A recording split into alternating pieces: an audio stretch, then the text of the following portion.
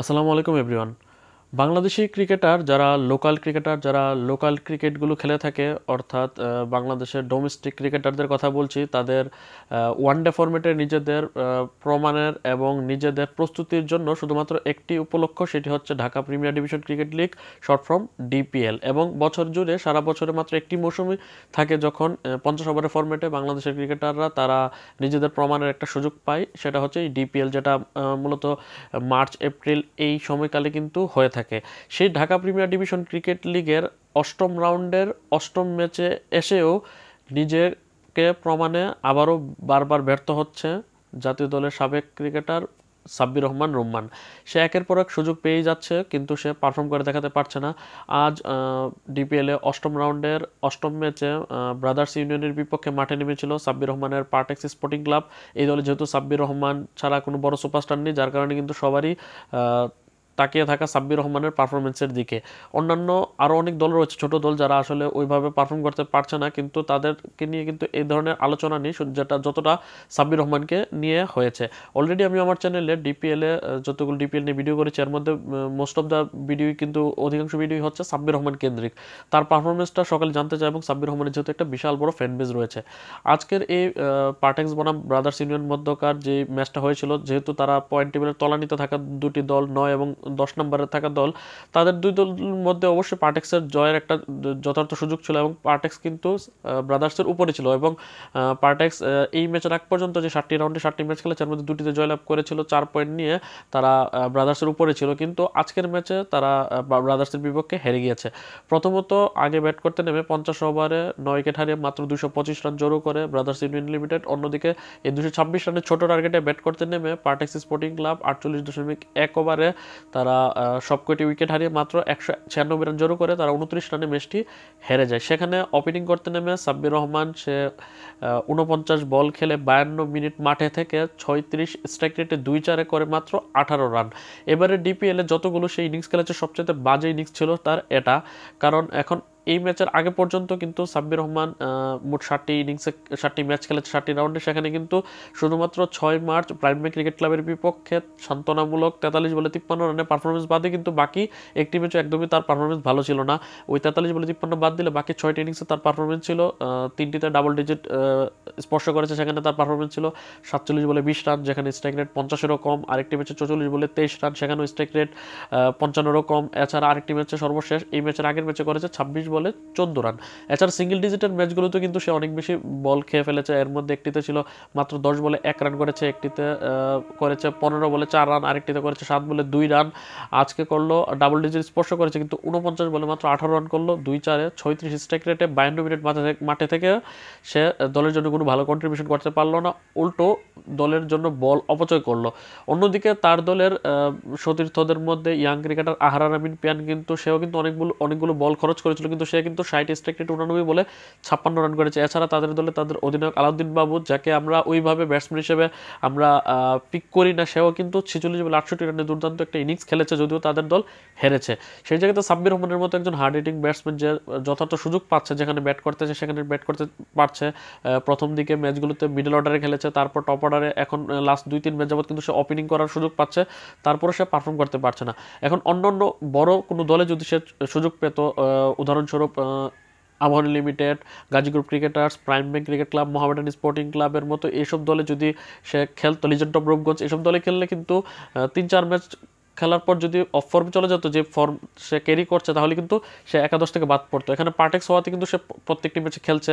8 ম্যাচে 7টিতেই সে disasters batting করেছে, বাজে ব্যাটিং করেছে। এখনও হাতে 3টি রাউন্ডে 3টি ম্যাচ বাকি আছে, হয়তো বা তাকে বাকি 3টি রাউন্ডও খেলানো হবে, কিন্তু তার ব্যক্তিগত পারফরমেন্স কিন্তু খুবই বাজে অবস্থা। 8 ম্যাচ খেলে করেছে মাত্র 135 রান, অ্যাভারেজ মাত্র 16.88, স্ট্রাইক রেটটাও 60-এর কম 56.02। এবং তার সর্বশেষ ম্যাচগুলোর ইনিংসের কথা বললে, আজকের ম্যাচে 49 বলে 18 করেছে, এর আগের ম্যাচে 26 বলে 14, এর আগের ম্যাচে 7 বলে 2, এর আগের ম্যাচে 15 বলে 4, এর আগের ম্যাচে 44 বলে 23 রান। এভাবে কিন্তু তার পারফরমেন্সের গ্রাফটা কিন্তু প্রতিদিনই কিন্তু প্রতি ম্যাচে কিন্তু নিম্নমুখী হয়ে যাচ্ছিল।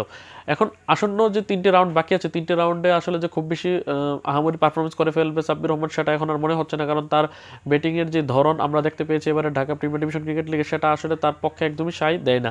এছাড়া তার দলও কিন্তু যে সুপার লিগ খেলার একটা চান্স ছিল, যদিও অনেক কঠিন একটা চান্স। পার্টেক্সের মতো দল তো সুপার লিগে কোয়ালিফাই করা অনেক বড় একটা ব্যাপার, তারপরে কিন্তু তাদের সুপার লিগে কোয়ালিফাই করতে হলে কিন্তু আজকের ম্যাচে ব্রাদার্স ইউনাইটেড বিপক্ষে তাদের জয়টা অবধারিত ছিল, কারণ তাদের প্রত্যেকটি ম্যাচে কিন্তু এখন ডোর ডাই ম্যাচ। এখন তাদের 8 ম্যাচে 2 জয়ে তারা 4 পয়েন্ট নিয়ে এখন পয়েন্ট টেবিলে 9 থেকে 10 নম্বরে নেমে গেছে। ব্রাদার্স ইউনিয়ন 10 নম্বর থেকে তারা 9 নম্বরে উঠে গেছে। তারা যদিও ব্রাদার্সও 8 ম্যাচে 2 জয়, কিন্তু ব্রাদার্সের একটি ম্যাচ পরিত্যক্ত হওয়াতে তাদের পয়েন্ট টেবিলে এখন পয়েন্ট যোগ হয়েছে 5 পয়েন্ট। আগে 3 পয়েন্ট ছিল, আজকে 2 পয়েন্ট নিয়ে 5 পয়েন্ট হয়েছে। আর পার্টিস স্পোর্টিং ক্লাব 8 ম্যাচে 2 জয় 4 পয়েন্ট নিয়ে আছে 10 নম্বরে। 11 এবং 12 নম্বরে আছে রূপগঞ্জ টাইগার্স এবং আরেকটি দল শাহিদপুকুর ক্রিকেট ক্লাব। এর মধ্যে রূপগঞ্জ টাইগার্স 8 ম্যাচে 1 জয় 6 পরাজয় এবং একটিতে পয়েন্ট ভাগাভাগি করে তাদের পয়েন্ট এখন 3, এবং শাহিদপুকুর ক্রিকেট ক্লাব 8 ম্যাচে 1 জয় 7 পরাজয় 2 পয়েন্টে তারা আছে 12 নম্বর পজিশনে। আর টপ 3 পজিশনের কথা বলে 1 নম্বর পজিশনে আছে আবাহনী লিমিটেড, 8 ম্যাচে 7টিতে জয়লাভ করে 14 পয়েন্ট নিয়ে 1 নম্বরে আছে। 2 নম্বরে গাজী গ্রুপ 8 ম্যাচে 6 জয় 12 পয়েন্ট। 3 নম্বরে আছে মোহামেডান 8 ম্যাচে 6 জয় 12 পয়েন্ট। এখানে গাজী গ্রুপ এবং মোহামেডানের পয়েন্ট 12 পয়েন্ট সমান হলেও নেট রান রেটে গাজী গ্রুপ এগিয়ে থাকাতে তারা 2 নম্বর পজিশনে আছে। অন্যদিকে পার্টেক্সের যদি এখন হাতে থাকে 3টি রাউন্ডে 3টি ম্যাচও তারা জয়লাভ করে, তাও তাদের যাওয়ার সম্ভাবনা খুবই ক্ষীণ যদি অন্যান্য দলের দিকে তাকাই। যদিও এখন আর পার্টেক্স দলও হয়তো বা তারা এখন আর সুপার লিগের চিন্তা করছে না, তারা শেষ দিকটা ভালো করে রাঙাতে চাবে। কিন্তু সাব্বির রহমান যে সুযোগটা পেলো একটা ছোট একটা দলের হয়ে বড় একজন ক্রিকেটার হিসেবে সে আবির্ভূত হলো, কিন্তু সেভাবে পারফর্ম করতে পারলো না। তার থেকে ভালো কিন্তু আলাউদ্দিন বাবু যে রিসেন্টলি অলরাউন্ডিং পারফরমেন্স করছে, আমরা বিপিএল থেকে দেখেছি। এর আগে এনসিএল টি20 লিগেও কিছুটা ব্যাট হাতে পারফর্ম করেছে, এবং এনসিএল টি20 লিগের পারফরমেন্সে কিন্তু সে বিপিএলে দল পেয়েছিল। এবং যদিও তাকে আমরা বোলিং অলরাউন্ডার, মন্দের ভালো অলরাউন্ডার বলে থাকি, কিন্তু এবারে বিপিএলে পারফরমেন্স না করতে পারলেও কিন্তু এই ঢাকা প্রিমিয়ার ডিভিশন লিগ ডিপিএলে কিন্তু সে ব্যাট হাতে বেশ কয়েকটি ম্যাচে ভালো পারফরমেন্স করেছে। এই দলে পরবর্তীতে সাব্বির রহমান অধিনায়ক থাকলে শুরুর দিকে, এখন কিন্তু আলাউদ্দিন বাবুকে আমরা দেখতে পাচ্ছি অধিনায়ক হিসেবে। এখন দেখার বিষয়, সাব্বির রহমান তো পুরো টুর্নামেন্ট জুড়ে খুব একটা সিরিয়াস বলে মনে হচ্ছে না, কারণ তার ব্যাটিংয়ের ধরনই সেটা বলছে। এখন শেষ 3 রাউন্ডে সে কি করে দেখাতে পারে, কারণ একটা বিগ একটা চান্স সে মিস করলো, কারণ মুশফিকুর রহিম যেহেতু ওয়ানডে ফরম্যাট থেকে অপশন নিয়েছে, তাছাড়া মাহমুদুল রিয়াদও ন্যাশনাল টিম থেকে অপশন নিয়েছে, যার কারণে কিন্তু এখন এই দুইজনের ওয়ানডে ফরম্যাট থেকে অপশন নেওয়াতে কিন্তু মিডল অর্ডারে একটা ফাঁকা জায়গা তৈরি হয়েছিল, যেখানে সাব্বির রহমান যদি ভালো পারফর্ম করতো হয়তো বা মিডল অর্ডারটা খেলতে পারতো সে। মুশফিকুর রহিমের পরিবর্তে যদিও উইকেট কিপার ব্যাটসম্যানই তাদের নজরে রয়েছে, যদিও মুশফিকুর রহিমের পরিবর্তে এখানে ইয়াসির আলী চৌধুরী রাব্বি, আফিফ হোসেন ধ্রুব সহ বেশ কয়েকজন ক্রিকেটারের নাম এখানে রয়েছে। তারপরেও সাব্বির রহমান যদি ভালো পারফর্ম করতে পারতো সে হয়তো বা মিডল অর্ডারের একটি ব্যাকআপ চয়েস হিসেবে থাকতে পারতো। কিন্তু এখানে তার যদি রান স্কোরারদের কথা বলি, এবারে ঢাকা প্রিমিয়ার ডিভিশন ক্রিকেট লিগে 8ম রাউন্ড পর্যন্ত সে এখন বর্তমানে আছে 50-এরও পরে 59 নম্বর পজিশনে আছে রান স্কোরারদের মধ্যে। ওই জায়গাতে টপ 10 রান করার বা টপ 15 রান করার মধ্যে থাকলেও হয়তো বা সাব্বির রহমান বিবেচনায় থাকতো মিডল অর্ডারের জন্য, কিন্তু সে যেহেতু পারফর্ম করতে পারছে না, আসলে তাকে নিয়ে আসলে এখন নির্বাচকরা একদমই ভাববে বলে মনে হচ্ছে না।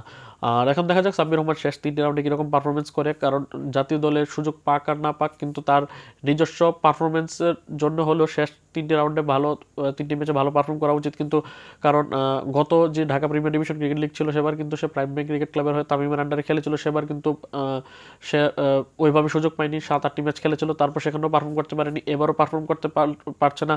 যদি এবারে বাকি 3টি রাউন্ডে যদি ভালো একটা শেষ না করতে পারে, তাহলে কিন্তু আগামী বছর যেই Dhaka premier division cricket league হবে তখন দেখা যাবে সে কোনো দলই পাচ্ছে না। তো এই হচ্ছে ঢাকা প্রিমিয়ার ডিভিশন ক্রিকেট লিগে সাব্বির রহমান এবং তার দল পার্টেক্স স্পোর্টিং ক্লাবের সবশেষ আপডেট এবং পয়েন্ট টেবিলের অবস্থান। ভিডিওটির তথ্যটি যেন আপনাদের এরকম লাগলো সেটি অবশ্যই কমেন্ট করে জানাবেন। আল্লাহ হাফেজ।